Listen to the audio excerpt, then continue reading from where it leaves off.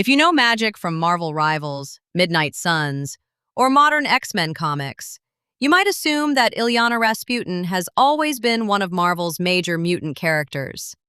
But that's really not what happened. In fact, Magik has one of the stranger popularity histories in the X-Men universe. She started as Colossus's little sister, became a new mutant, developed an incredibly distinctive mythology, and then Marvel killed her. And they left her dead for roughly 14 years.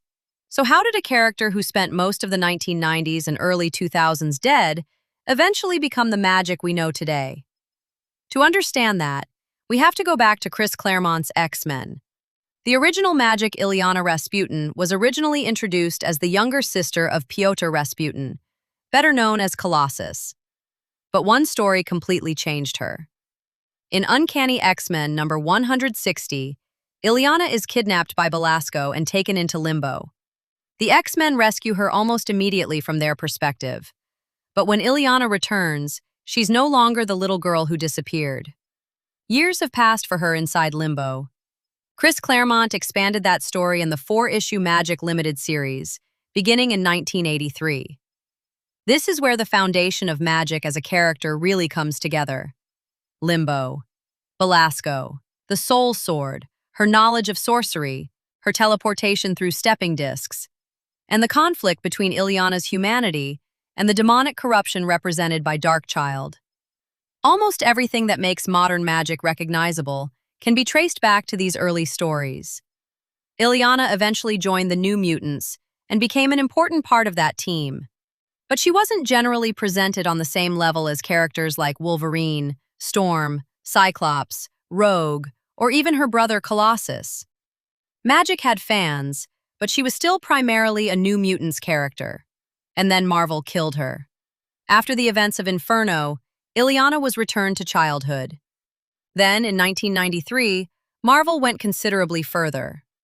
In Uncanny X-Men number 303, Illyana died from the legacy virus.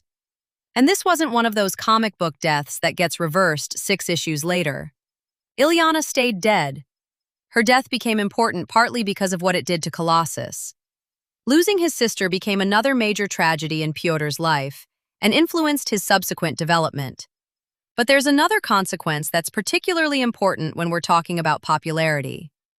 You can't build much momentum around a character who isn't appearing in new stories. Throughout most of the 1990s and into the 2000s, Magik wasn't an active Marvel superhero. So while other X-Men were appearing in comics, cartoons, movies, toys, and video games, Illyana largely missed that enormous period of X-Men exposure. And then something changed. The return of Magik. In 2007, Marvel brought the concept back in New X-Men during the storyline commonly known as The Quest for Magik. Belasco pulls the young X-Men into Limbo because he's searching for Illyana. And Marvel didn't simply reveal that the Illyana who died in 1993 had secretly survived. The resurrection used the supernatural rules that had already been established around Illyana, her soul, and Limbo. What initially returns isn't quite the old Illyana in a simple sense. Magik's missing soul and her Darkchylde identity become central parts of the story. The important thing for our purposes is this: Magik was active again. Stories such as X Infernus continued rebuilding Illyana's place in the Marvel Universe. And then, in 2009, something even more important happened. Marvel relaunched New Mutants, written by Zeb Wells. And Magik was part of the team. For the first time in years, Marvel wasn't simply telling a story about Magik's past or her death. They were publishing continuing adventures with Illyana as an active character again. Moving beyond the New Mutants. From here, Magik's position starts changing. She gradually stops being treated exclusively as a New Mutants character and becomes increasingly involved with the larger X-Men world. By the early 2010s, she's operating alongside some of Marvel's much more established mutants. And then Avengers vs. X-Men happens. Magik becomes one of the Phoenix Five alongside Cyclops, Emma Frost, Namor, and Colossus. Just look at those names for a moment. This character had spent most of the previous decade dead. Now Marvel was placing her alongside Cyclops and Emma Frost in one of its major crossover events. But even that wasn't the biggest change.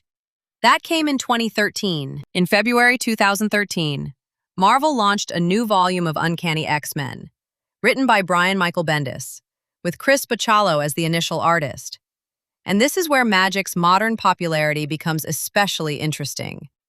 By this point, Bendis wasn't simply another Marvel writer. He had already written Ultimate Spider-Man, Daredevil, New Avengers, House of M, Secret Invasion, and many other major Marvel projects.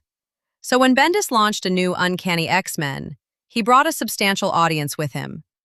And look at the established characters Marvel used to anchor that book: Cyclops, Emma Frost, Magneto, and Magik.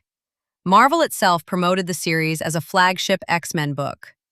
That means Illyana had gone from being dead for roughly 14 years to standing beside Cyclops, Magneto, and Emma Frost as one of the experienced faces of a flagship X-Men series. And Bendis didn't just leave Magik in the background. Early issues deal directly with the instability of her powers following the Phoenix Force. In Uncanny X-Men number 6, for example, Magik's secrets and her connection to Limbo become central as the team confronts Dormammu. Later stories develop her magical abilities even further, including her training with Doctor Strange. So Magik was no longer simply the teleporting younger sister of Colossus. Marvel was increasingly emphasizing something much more unusual. Illyana was both an X-Man and a serious magical character. The Chris Bachalo factor. There's also a visual component to this transformation. Chris Bachalo's artwork helped establish a very recognizable modern presentation of Magik. The blonde hair, the black costume, the supernatural imagery, and especially that enormous soul sword. The soul sword had existed long before Bendis and Bachalo, of course. The underlying mythology came from the Claremont era, but the modern presentation made Magik extremely easy to recognize visually. And that's important when a comic character starts moving into other forms of media. You don't need to know 30 years of X-Men continuity to understand the basic image. She's the blonde mutant sorceress with teleportation portals and the giant magical sword. That's an incredibly easy character concept to communicate visually, from comics into games. After Magik's comic book resurgence, her presence outside comics became increasingly noticeable. She appeared in games including Marvel Heroes, Marvel Avengers Alliance, Marvel Contest of Champions, Marvel Future Fight, Marvel Puzzle Quest, and others. Then she received an especially prominent role in Marvel's Midnight Suns, where her teleportation abilities, Soulsword, personality, and connection to Limbo made her a natural fit for the game's supernatural storyline. She also appeared in the 2020 film The New Mutants, played by Anya Taylor-Joy. And eventually we get to Marvel Rivals. By this point, something remarkable has happened. Magik doesn't need Colossus standing beside her to explain who she is. She has her own visual identity, her own mythology, and her own fan base. The character who spent roughly 14 years dead had become recognizable enough to stand independently among Marvel's much larger roster of heroes. So who made Magik popular? There's probably no single person who can take credit. Chris Claremont created the foundation. The original stories established Limbo, the Soulsword, Darkchylde, Illyana's sorcery, and the internal conflict that made her different from almost every other X-Men character. Craig Kyle and Christopher Yost were important to bringing Magik back into active Marvel continuity. Zeb Wells helped re-establish her as a regular character in New Mutants. Other writers, including Kieran Gillen, continued moving her into the larger X-Men world. But the Brian Michael Bendis and Chris Bachalo period appears to represent an especially important change in visibility. Bendis didn't create Magik. Bachalo didn't create the Soul Sword, and neither of them invented Limbo. What they did was take concepts that had existed since the Claremont era and put them in front of a much larger modern X-Men readership. Magik was no longer simply an interesting character from an older New Mutants run. She was standing beside Cyclops, Emma Frost, and Magneto in Uncanny X-Men. And once Marvel established that version of Magik, other media had something very easy to adapt. A mutant, a sorceress, the ruler of Limbo, the younger sister of Colossus, a teleporting swordswoman who can transform into something demonic. Those ingredients had existed for decades. The difference was that now Marvel was putting them front and center. And that may be the simplest explanation for Magik's unusual rise in popularity. The character didn't suddenly become interesting. Marvel finally started putting an already interesting character where a much larger audience could see her.